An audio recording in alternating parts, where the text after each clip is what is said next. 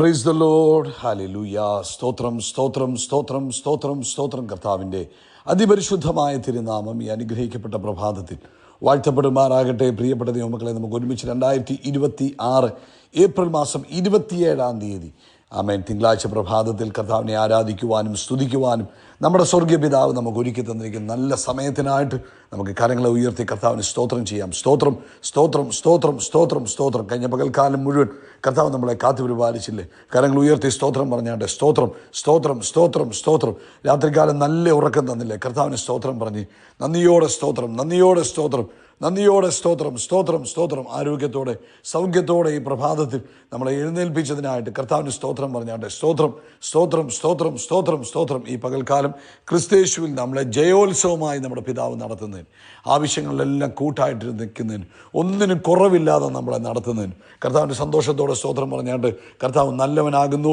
കർത്താവിൻ്റെ ദയ ഇന്നും എന്നേക്കുമുള്ളതാകുന്നു. ഒരിക്കലൂടെ കരമുയർത്തി പറയാം, എൻ്റെ കർത്താവ് നല്ലവനാകുന്നു, എൻ്റെ കർത്താവിൻ്റെ ദയ ഇന്നും എന്നേക്കുമുള്ളതാകുന്നു. എൻ്റെ യേശു നല്ലവനാകുന്നു, എൻ്റെ യേശുവിൻ്റെ ദയ എന്നേക്കുമുള്ളത്. എനിക്ക് വേണ്ടി മരിച്ച് അടക്കപ്പെട്ട് ഉയർത്തെഴുന്നേറ്റ് ഇന്നും ജീവിക്കുന്ന എൻ്റെ യേശുവിനെ ഞാൻ ആരാധിക്കുന്നു, സ്തുതിക്കുന്നു. ഹല്ലേലൂയ.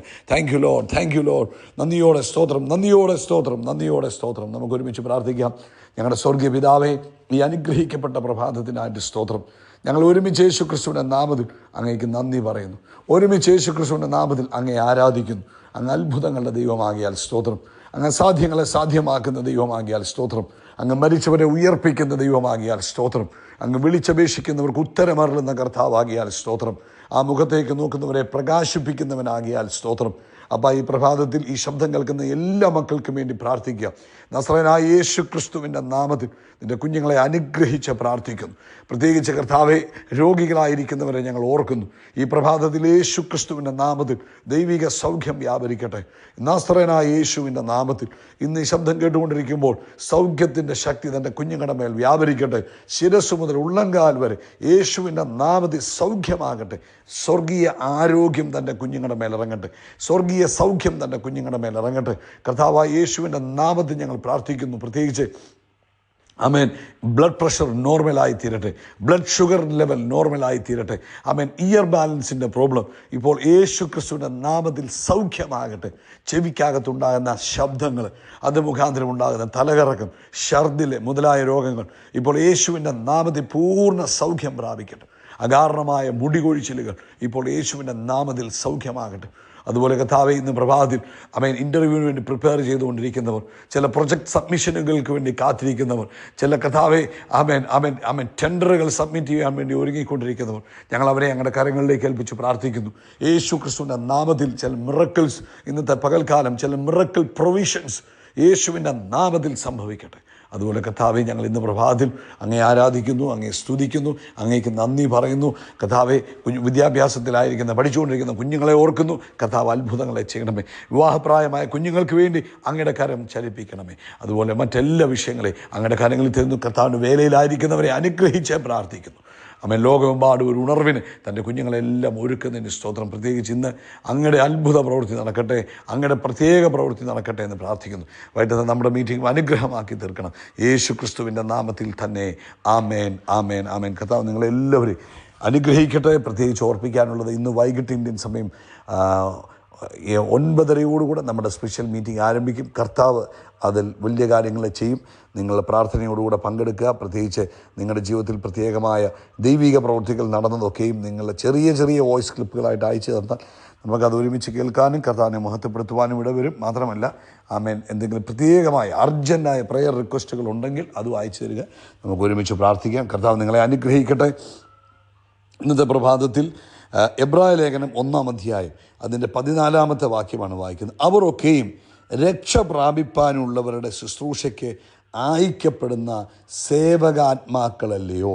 ആമേൻ. അവർ ഒക്കെയും രക്ഷ പ്രാപിപ്പാനുള്ളവരുടെ ശുശ്രൂഷയ്ക്ക് വേണ്ടി അയക്കപ്പെടുന്ന സേവക ആത്മാക്കൾ അല്ലയോ? അപ്പം ആരെക്കുറിച്ചാണ് ഈ പറയുന്നത്? ദൈവത്തിൻ്റെ ദൂതന്മാരെക്കുറിച്ചാണ് പറയുന്നത്. ഒരു ചെറിയ ഫൗണ്ടേഷൻ പറഞ്ഞാൽ ശ്രദ്ധിച്ച് കേൾക്കണം. ക്രിസ്തുവിൽ നമ്മൾ ആരായി എന്നുള്ളൊരു ബോധ്യം നമുക്ക് എപ്പോഴും ഉണ്ടാകണം. റോമാലേഖനം 8-ാം അധ്യായം അതിൻ്റെ 14 മുതൽ 17 വരെയുള്ള വാക്യങ്ങളെ നിങ്ങൾ നിർത്തി വായിക്കുമ്പോൾ അവിടെ നമ്മളോട് പറയുന്നു, ആത്മാവിനാൽ നടത്തപ്പെടുന്ന ഏവരും ദൈവത്തിൻ്റെ മക്കളാകുന്നു. അമേൻ അമേൻ. അതുപോലെ നമ്മൾ ദാസ്യത്വത്തിൻ്റെ ആത്മാവിനെ അല്ല പ്രാപിച്ചത്, നമ്മൾ പുത്രത്വത്തിൻ്റെ ആത്മാവിനെ, അബ്ബ പിതാവേ എന്ന് വിളിക്കുന്ന പുത്രത്വത്തിൻ്റെ ആത്മാവിനെയാണ് ക്രിസ്തുവിലായിരിക്കുന്ന ഓരോ ദൈവവൈതലും പ്രാപിച്ചിരിക്കുന്നത്. അതുപോലെ ആമേൻ, നമ്മൾ ക്രിസ്തുവിനോടുകൂടെ കൂട്ടവകാശികളായി തീർന്നു. ഇത് നമ്മൾ ആ റോമാലേഖനം 8-ാം അധ്യായത്തിൻ്റെ ഈ 14 മുതലുള്ള വാക്യങ്ങളൊക്കെ വായിക്കുമ്പോൾ നമുക്ക് കാണാൻ കഴിയും. അപ്പം ഇതിൽ നമുക്ക് മനസ്സിലാക്കുന്നൊരു കാര്യമുണ്ട്, നമ്മൾ സാധാരണക്കാരല്ല, നമ്മൾ ദൈവത്തിൻ്റെ മക്കളാണ്. ആമേൻ. നമ്മൾ ദൈവിക കുടുംബത്തിൻ്റെ അംഗങ്ങളായി തീർന്നിരിക്കുകയാണ്.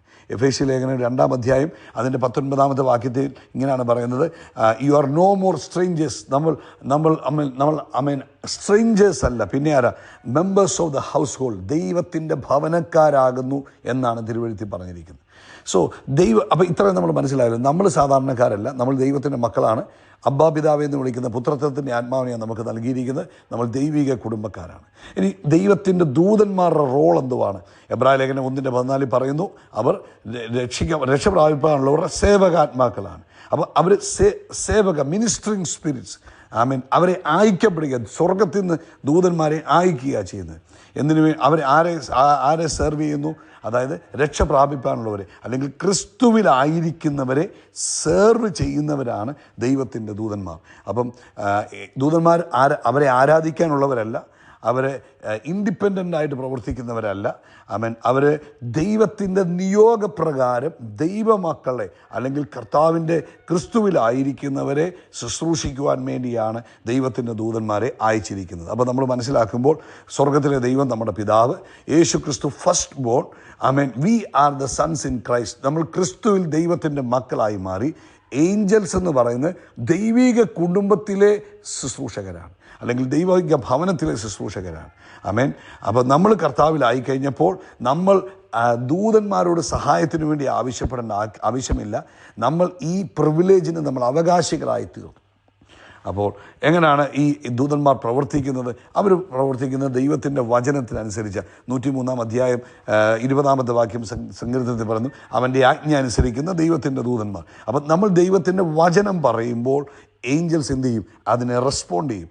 അതുപോലെ ദൈവിക അസൈൻമെൻറ്റ് നമ്മുടെ ജീവിതത്തിൽ വരുമ്പോൾ, യേശു മത്തായിയുടെ സുവിശേഷം 4:11 യേശു എന്ത് ചെയ്തു? യേശു ശുശ്രൂഷയ്ക്ക് ഇറങ്ങിയപ്പോൾ എന്ത് പറ്റി? യേശുവിനെ ശുശ്രൂഷിക്കാൻ ദൈവത്തിൻ്റെ ദൂതന്മാരുമുണ്ട്. പ്രാർത്ഥന ദൈവത്തിൻ്റെ ദൂതന്മാരെ എന്ത് ചെയ്യും?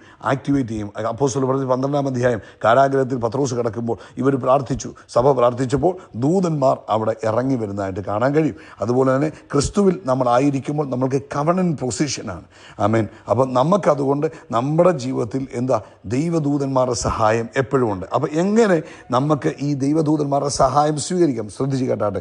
അവൻ ക്രിസ്തുവിലായിരിക്കുമ്പോൾ യേശുവുമായിട്ടുള്ള അസാധാരണമായ ബന്ധം, ആ ക്രിസ്തുവിലുള്ള ദൈവിക നീതിയിൽ നമ്മൾ നടക്കുമ്പോൾ, ആ ഫെലോഷിപ്പിൽ നടക്കുമ്പോൾ എന്ത് പറ്റുന്നു? നിങ്ങൾ എന്നിലും ഞാൻ നിങ്ങളിലും വസിക്കണം. അതാണ് കർത്താവ് പറഞ്ഞത് യോഹന്നാന്റെ സുവിശേഷം 15-ാം അധ്യായത്തിൽ. അങ്ങനെ നമ്മളായിരിക്കുമ്പോൾ ദൈവത്തിൻ്റെ ദൂതന്മാർ സദാ നമ്മുടെ സഹായത്തിനുണ്ടാകും. അതുപോലെ ദൈവവചനത്തെ നമ്മൾ പ്രഖ്യാപിക്കുമ്പോൾ, ഡിക്ലെയറിങ് ദ സ്ക്രിപ്ചർ, നമ്മുടെ ഓരോ സാഹചര്യത്തിൻ്റെ മുകളിലും നമ്മുടെ ജീവിതത്തിൻ്റെ മുകളിലും ദൈവവചനം പറയുമ്പോൾ ദൈവത്തിൻ്റെ ദൂതന്മാർ എപ്പോഴും നമ്മളെ സഹായിക്കാൻ നമ്മുടെ കൂടെ ഉണ്ടാകും.